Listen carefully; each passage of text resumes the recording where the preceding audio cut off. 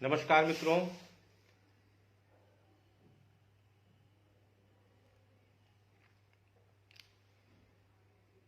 आशा है कि आप सभी लोग ऑनलाइन आ गए होंगे, क्योंकि आज दोपहर 12 बजे ऑनलाइन आने के लिए मैंने आह्वान किया था आप सभी से। कुछ महत्वपूर्ण चीज़ें थीं जिन पे चर्चा करनी थी। बहुत दिन से मैं सोच रहा था कि आप सभी के समक्ष लाइव आकर के शिक्षा मित्र से संबंधित मुद्दों को रखा जाए। सुमित कुमार श्रीवास्तव जी ठीक है, बढ़िया है, ठंड पड़ रही है और बीच में थोड़ा स्वास्थ्य भी नहीं सही था, बीपी की शिकायत हो गई है, तो लगा कि आज आप सभी के समक्ष कुछ बातें रखी जाएं। प्रदीप जी नमस्कार। आप सभी लोग अधिक से अधिक लिंक को शेयर कर दें और अधिक से अधिक शिक्षा मित्र साथी हमारे जुड़ जाएं। नंद किशोर राठौर जी नमस्कार, जय श्री राम। आप सभी लोग अधिक से अधिक जुड़ जाएं। आज कुछ महत्वपूर्ण चर्चा शिक्षा मित्र केयर समिति को लेकर के करनी थी। भूपेंद्र जी गजरोटिया से नमस्कार सर, करनी थी। आलोक कुमार मिश्रा जी नमस्कार। नीरज कुमार पाल जी नमस्कार भैया, सभी को नमस्कार है जी। सुमित जी, कुछ समस्याएं ऐसी थीं, हालांकि जबीर हुसैन जी अस्सलाम वालेकुम। अब्दुल जी नमस्कार। धर्मेंद्र सिंह जी, राजनारायण जी नमस्कार, जबीर जी नमस्कार। आप प्रदीप जी अधिक से अधिक लिंक को शेयर कर दें ताकि मैं अपनी बात को प्रमुखता से रख सकूं। महेश पाल जी नमस्कार।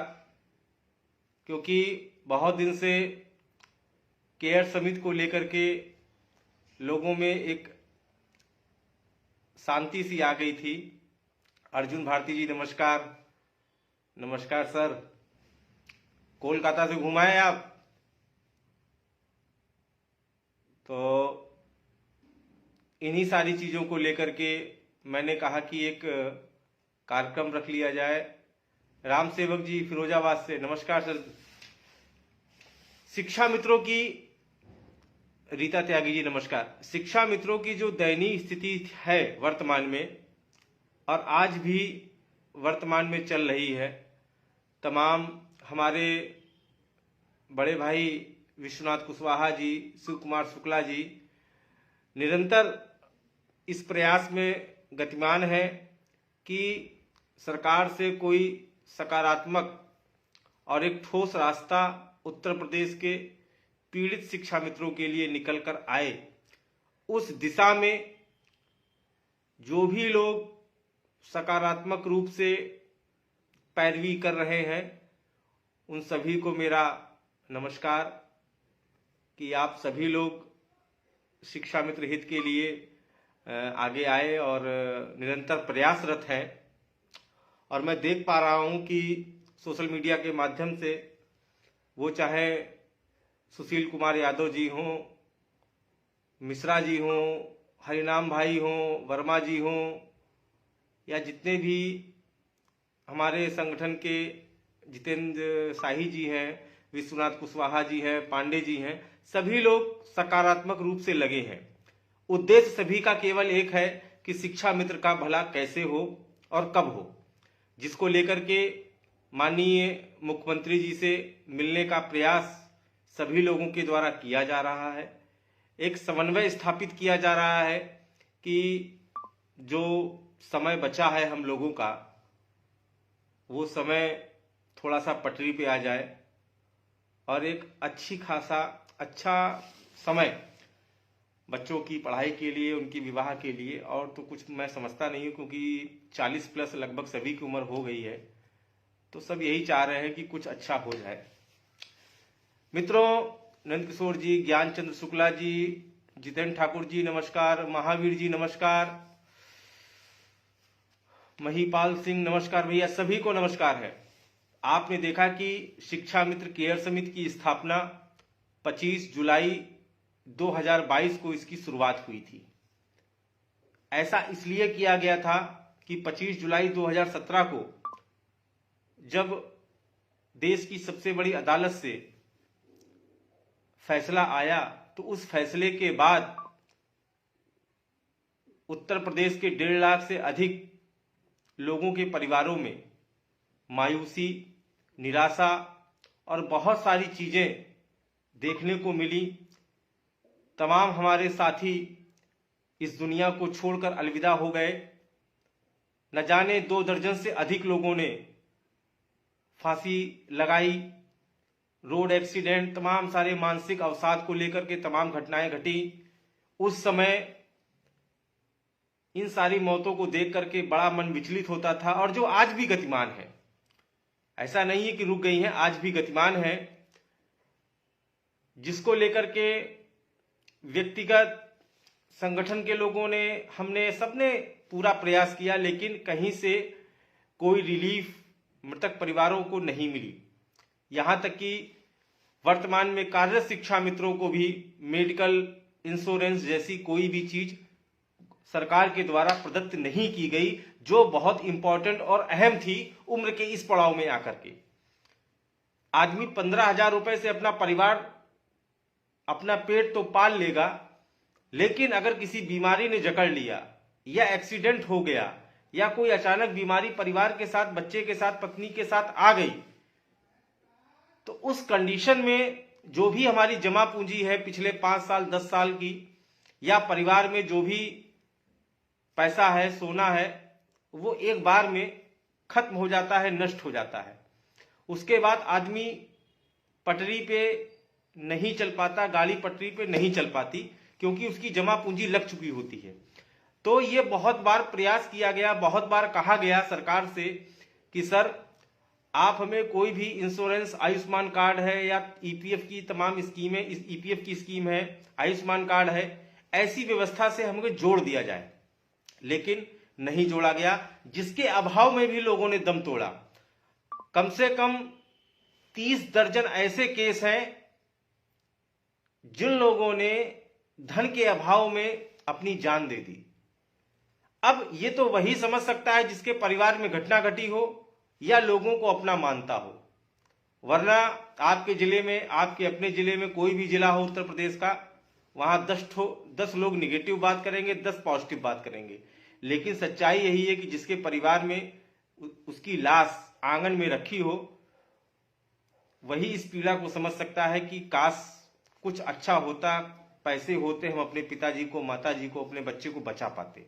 खैर, 25 जुलाई 2022 को शिक्षा मित्र केयर समिति की नींव डाली गई।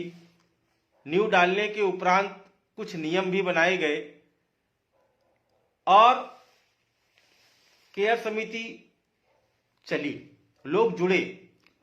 मैं आपको बता दूं कि केयर समिति में टोटल जो कैजुअलिटी अब तक हुई हैं, लगभग 18 महीने हो चुके हैं शुरुआत हुए। 19 कैजुअलिटी प्राप्त हुई, जिसमें 11 लोगों को सहयोग किया गया। 8 लोगों को सहयोग इसलिए नहीं किया गया कि इन लोगों ने जुड़ने के बाद सहयोग किसी को नहीं किया, और अगर किया तो वो कम किया। कुल 131 शादियां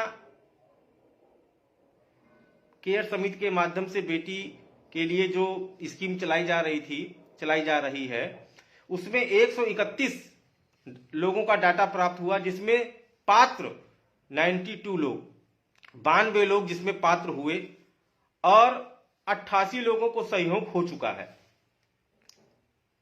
बाकी लोगों को मना कर दिया गया। अब यहां पे समस्या ये आती है, बहुत से लोगों की ये शिकायतें थी कि सर हम भूल गए, हम नहीं ध्यान दे पाए। तो भाई, ध्यान देना और भूलना नहीं चलेगा। आप कहीं भी जुड़ें, कहीं भी किसी भी ऐसी व्यवस्था से जुड़े, जैसे आपने मेडिक्लेम ले रखा है या कुछ भी ले रखा है, अगर आप वहां पर रेगुलर सहयोग नहीं करेंगे तो आपको सहयोग नहीं मिलेगा। यही हालत कैजुअलिटी में भी थी। और कोई क्यों सहयोग करेगा? जब ओवरऑल पूरा टोटल हमने देखा तो शिक्षा मित्र केयर समिति के सम्मानित सदस्यों के द्वारा अब तक 42 लाख रुपए का सहयोग दिवंगत परिवारों को और बेटियों की शादी में किया जा चुका है। 42 लाख रुपए का सहयोग सीधे उनके अकाउंट में किया जा चुका है। बहुत खुशी की बात है कि हमारे जो भी सदस्यगण शिक्षा मित्र केयर समिति से जुड़े, उन्होंने एक विश्वास दिखाया और अपने दिवंगत साथियों को अब तक जो सहयोग किया वो बहुत ही काबिले तारीफ है। मानने वाली बात है कि 42 लाख रुपए आज की डेट में मायने रखता है। वो भी तब जब मात्र मुट्ठी भर लोग थे, 7 से 8 हजार लोग थे, तब इतना बड़ा काम कर दिखाया।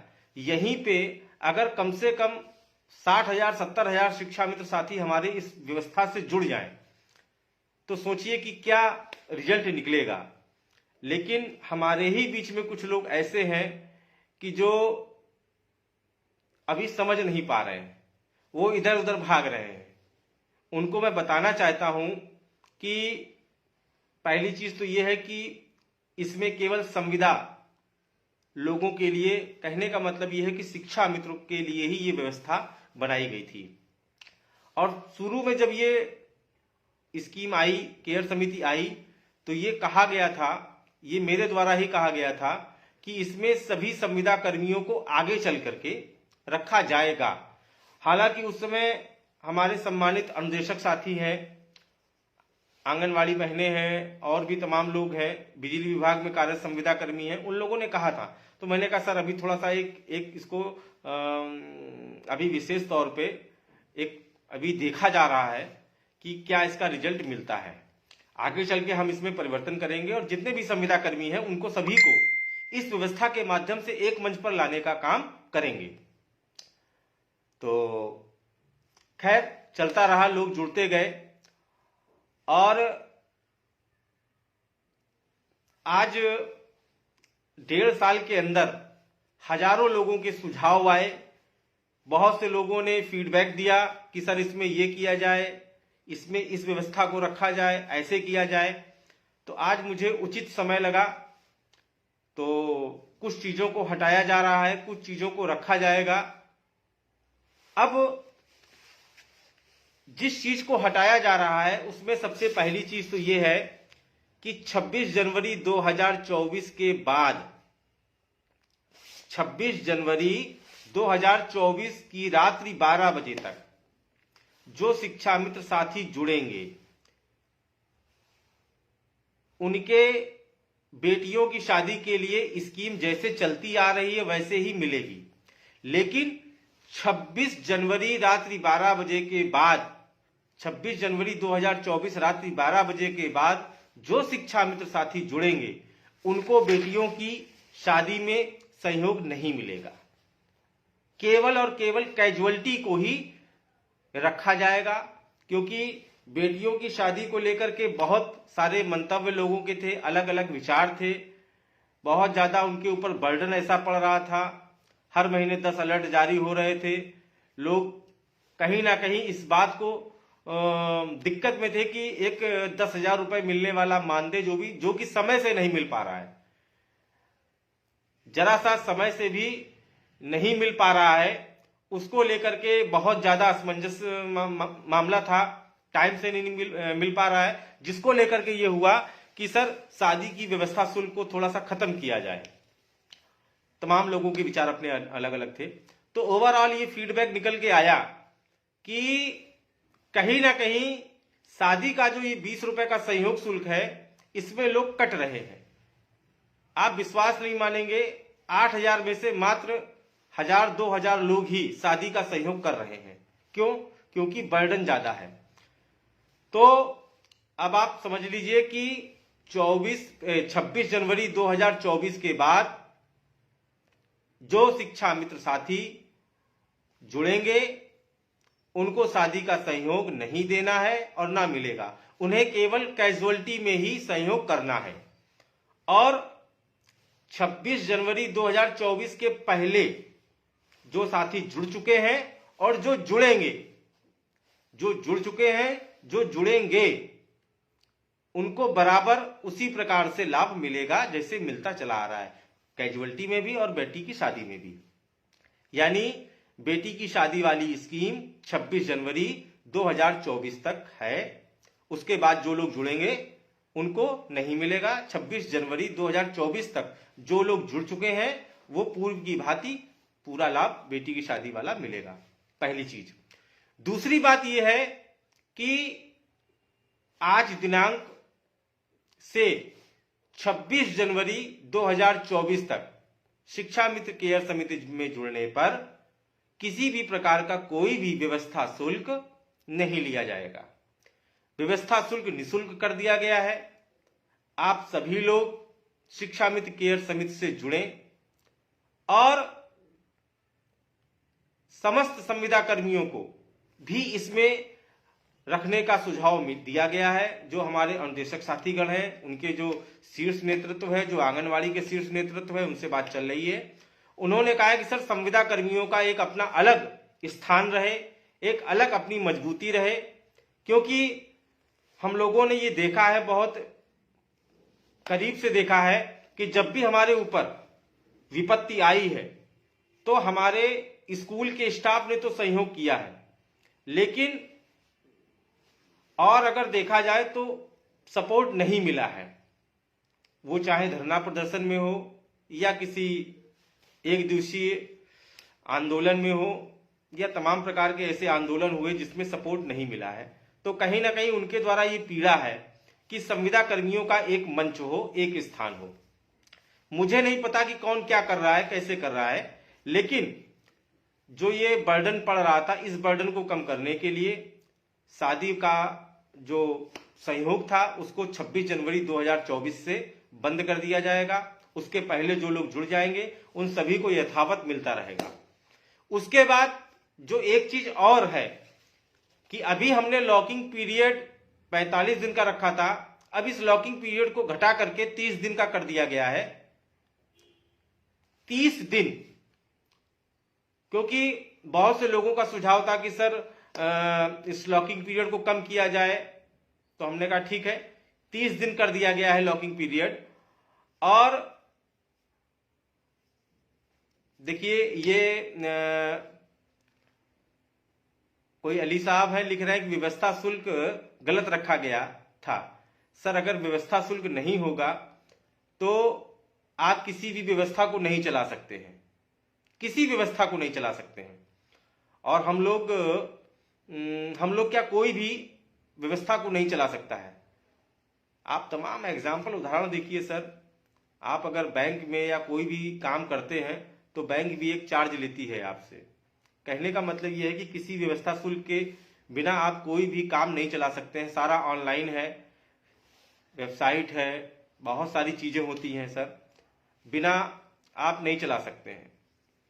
आप अगर किराए पे कमरा भी देते हैं तो किराए का, उससे किराया भी वसूलते हैं। किराया इसीलिए वसूलते हैं कि उस मकान की साज सज्जा, उसकी साफ सफाई, उसकी रंगाई पुताई बनी रहे, वरना आप फ्री में दीजिए ना मकान, क्या दिक्कत है? मकान तो आप ही का है ना, किराए में देने में क्या दिक्कत है? तो कहने का मतलब ये है कि लॉकिंग पीरियड को घटा करके 30 दिन का कर दिया गया है, जो आपको आज से कल में वेबसाइट पर दिखने लगेगा। और जो शादी वाला मामला था वो 26 जनवरी 2024 के बाद मध्यरात्रि के बाद 12 बजे के बाद बंद कर दिया जाएगा। अब शादी में सहयोग जो 26 जनवरी 2024 तक जुड़ेंगे रात्रि 12 बजे तक, उनको उसी हिसाब से मिलता रहेगा। उसके बाद इस व्यवस्था को खत्म किया जा रहा है। खत्म करने का उद्देश्य केवल एक है कि लोग 10,000 में सरवाइव नहीं कर पा रहे हैं, सहयोग नहीं कर पा रहे हैं, उनका बजट बिगड़ रहा है, तमाम प्रकार की समस्याएं आ रही हैं। तो बजट को देखते हुए इस व्यवस्था को खत्म किया जाता है। और मेरा विशेष अपील है, जितने भी हमारे फाउंडर मेंबर हैं, जिला संयोजक हैं, आप सभी लोग मजबूती से काम करें, लोगों को जोड़ने का काम करें, क्योंकि ये मानव सेवा वाली स्कीम है। मैंने देखा कि अभी तक शिक्षा मित्र के लिए कोई भी नहीं खड़ा था, आप देखिए ना कि 2015 से ही आप देख लीजिए कि शिक्षा मित्रों के लिए कोई भी नहीं खड़ा था। कोई अगर कैजुअलिटी होती थी तो जिले के लोग 10-20 हजार रुपए दे करके मदद कर देते थे। लेकिन अब एक ऐसा प्लेटफॉर्म आ गया है कि जहां पर आप जुड़ें और अपने लोगों को सहयोग दें। आपको सहयोग उनके ही खाते में करना है, नॉमिनी के खाते में करना है, अब कैजुअलिटी में ही आपको करना है। तो मैं समझता हूं कि इससे अच्छा कोई काम नहीं है सेवा भाव का। बाकी और कमेटी और समिति और सारी चीजें क्या कर रहे हैं, वो कैसे कर रहे हैं, मुझे उससे कोई लेना देना नहीं है। लेकिन शिक्षा मित्र केयर समिति शिक्षा मित्रों के लिए खड़ी है, उनके साथ में है। और आने वाले दिनों में इसमें अन्य संविदा कर्मी जो हैं, केवल संविदा कर्मी को हम लेंगे, हम किसी भी रेगुलर एम्प्लॉय को इसमें नहीं जोड़ेंगे और ना ही उनके लिए कोई स्थान है। रेगुलर एम्प्लॉय के लिए कोई भी स्थान नहीं है। हमारे शिक्षा मित्र से जो अध्यापक बन गए हैं वो जुड़ सकते हैं, शिक्षा मित्र हैं वो जुड़ सकते हैं। इसके अलावा जो अन्य संविदा कर्मी हैं, ग्राम रोजगार सेवक हैं, अनुदेशक हैं, उनके लिए आने वाले एक हफ्ते के अंदर व्यवस्था शुरू हो जाएगी। उद्देश्य केवल यह है कि संविदा कर्मियों का एक मजबूत स्थान यहां पर बने। बाकी मैं फिर कह रहा हूं कि कुछ लोग इधर उधर भाग रहे हैं, लालच दिखाया जा रहा है।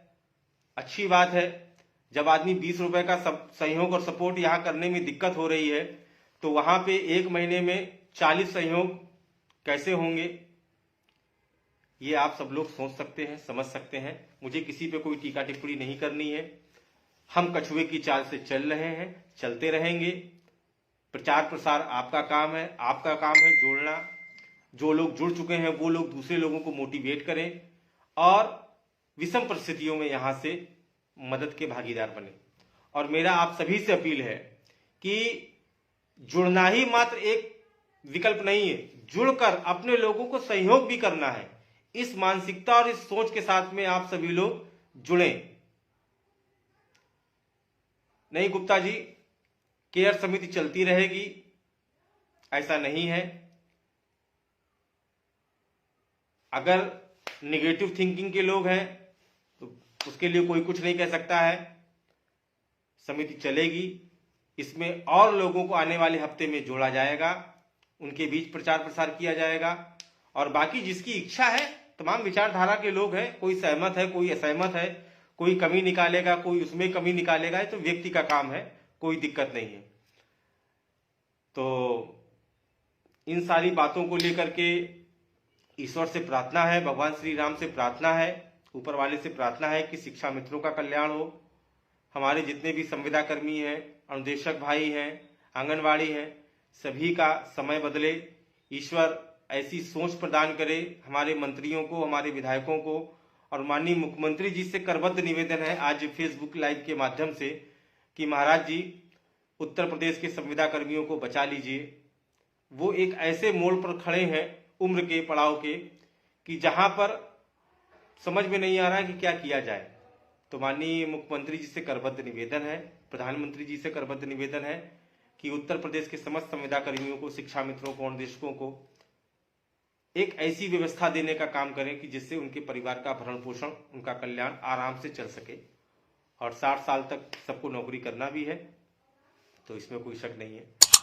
तो मैं समझता हूं कि आज काफी कुछ चीजें इस लाइव के माध्यम से जो डाउट्स थे वो क्लियर हो गए होंगे कि शादी की व्यवस्था को 26 जनवरी 2024 की रात्रि 12 बजे से बंद कर दिया जाएगा।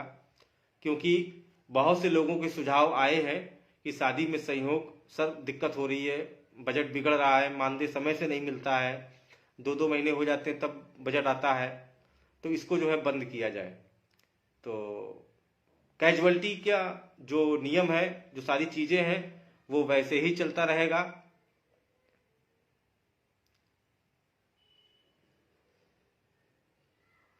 देखिए, 1000 लोग होंगे तो 1000 बातें होंगी संतोष जी, बहुत सारी चीजें होती हैं, लेकिन आप हर चीज को समझने का प्रयास करें, हर बात को रखना अच्छा है, तरीका ठीक है, लेकिन आप ये भी समझें कि हमें किसी व्यवस्था को चलाना है, लोगों के बीच में हमें अपने लोगों के लिए सोचना है। जो लोग 70,000 80,000 पा रहे हैं, सैलरी पा रहे हैं, उनको कोई असर नहीं पड़ेगा, क्योंकि साल में इंक्रीमेंट और तमाम सारी चीजें मान के चलिए कि 1,500 से 2,000 रुपये बढ़ता है। अच्छी बात है, हम लोग नन्हे पौधे हैं, उसी में ही सारी व्यवस्थाओं का सृजन मजबूती से करना है, कार्य करना है, सारी चीजें करनी है। तो इसलिए मैं जितने भी हमारे अग्रज संगठन के और हमारे सहयोगी संगठन के जितने भी अग्रज हैं, उन सबसे भी अपील करना चाहूंगा कि शिक्षा मित्र केयर समिति में जोड़ने का काम करें। यह कोई राजनीतिक संगठन नहीं है, यह सभी शिक्षा मित्रों के लिए है, वो चाहे किसी भी संगठन का हो, किसी भी समाज का हो, किसी भी धर्म का हो, किसी का भी हो। तो आप सभी से अपील है कि आप सभी लोग इसमें जोड़ने का काम करें और लोगों को मोटिवेट करने का काम करें। धन्यवाद।